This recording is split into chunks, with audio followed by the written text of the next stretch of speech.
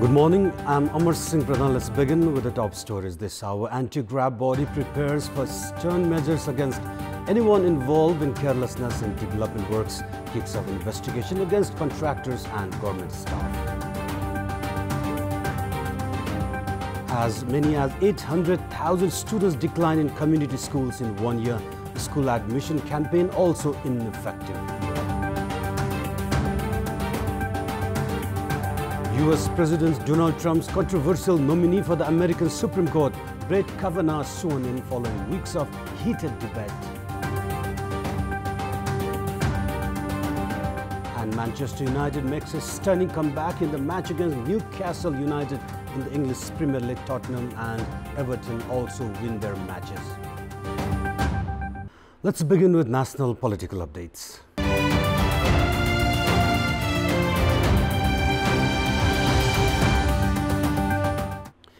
The Commission for Investigation of Abuse of Authority (CIAA) has said that investigations are to be carried out on other construction businesses that have failed to ensure quality work and timely completion of the projects they are assigned with. The anti-graft body has said that works are underway to take legal actions against the construction companies which receive the fund from the government but leave the project stranded. The CIAA reached the decision after irregularities were found in the construction of Jabdighat Bridge of Bardia, which was undertaken by Pappu Construction. Despite the existence of around 12,000 construction companies across the country, only 7,500 are operational. However, most of these companies are found of holding the projects, exceeding deadlines and compromising with quality.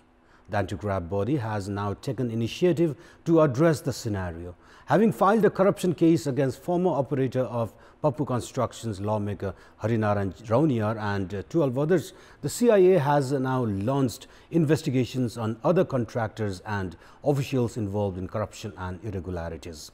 The CIA had filed a corruption case against the Sanghiya Samajwadi Forum lawmaker Rauniar and his son Sumit Rauniar, claiming 900 million rupees in fine after the Jabdighat Bridge in Bardia caved in before its completion. The CIA has also informed that further investigations are being carried out into other companies on Pappu Construction's irregularities. Legal experts are of the view that the abuse of development budget could be controlled with effective investigation and actions against the irregularities in the construction sector.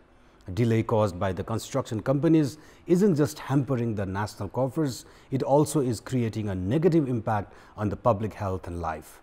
The anti-graft body should not delay in taking legal actions against the construction companies that receive the contracts but fail to meet the deadline while compromising with quality.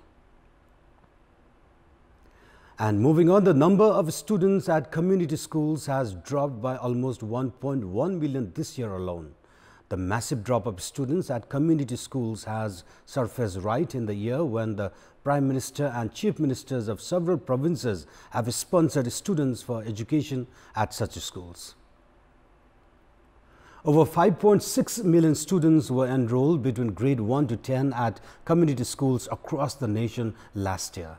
The number has now dropped to 4.5 million this year.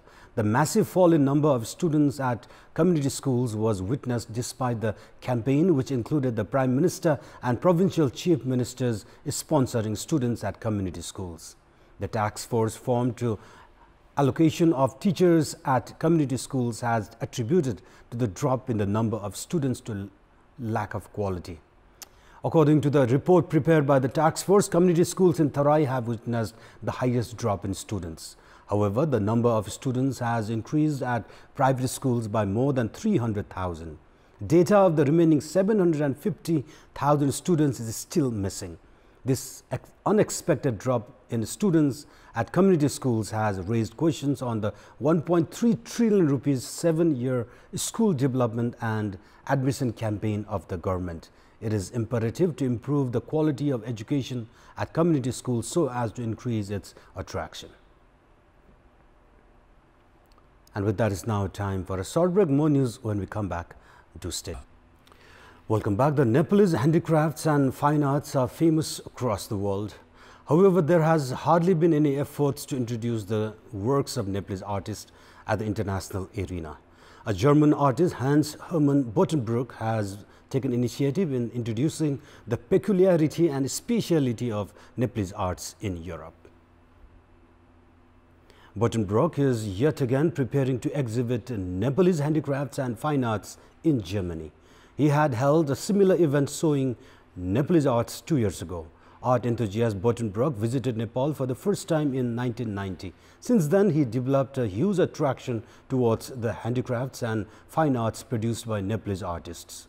He later also became a fan of Nepal's historical and cultural aspects. Bottenbroek has developed his own house as a vibrant gallery where he has given a significant space to Nepalese sculptures and fine arts. He had exhibited as many as 500 Nepalese sculptures and arts in 5 different galleries of old German city Kelka 3 years ago. The exhibition turned out to be a major attraction for Germans. Maybe it's also a little bit historical things in the history and also in the religion art. Yeah? In European, you have the Christians, that's another art, but you have here another art to present it also. So many gods, yeah? And that's also fascinating. Yeah? Not only the one, like in the Christians, yeah? You have more. You have Shiva, you have Ganesh, you have, I don't know. I think I must stay here 3 hours to count all the gods of Nepal. Yeah? The exhibition that was organized with the initiative of the German citizen lasted for 4 months, which has endowed further motivation to Nepalese artists. Meanwhile, Bottenbroek is preparing to organize another similar exhibition next year, which is expected to showcase even more artifacts portraying cultural and historical aspects of Nepal. The exhibition held in Germany has also paved way for Nepalese arts to find their market in Europe and other international platforms. However, initiative from the government level is crucial for this to effectively materialize. Now time for our segment Public Pulse, where it texts us with their opinion. Public Pulse. What is the reason for a reduction in the number of students at community schools? Your options are A, lack of quality, B, attraction of private schools. The voting for the question is on. Type NAWS, select your option A or B and send it to 34001 to share your opinion with us. Wrap up, here's a look at the top stories one more time. Anti-graft body prepares for stern measures against anyone involved in carelessness in development works. Kicks off investigation against contractors and government staff. As many as 800,000 students decline in community schools in 1-year school admission campaign, also ineffective. US President Donald Trump's controversial nominee for the American Supreme Court, Brett Kavanaugh, sworn in following weeks of heated debate. And Manchester United makes a stunning comeback in the match against Newcastle United in the English Premier League. Tottenham and Everton also win their matches. And those were our latest headlines. Stay with us for more news and entertainment on KTVSD. Good day.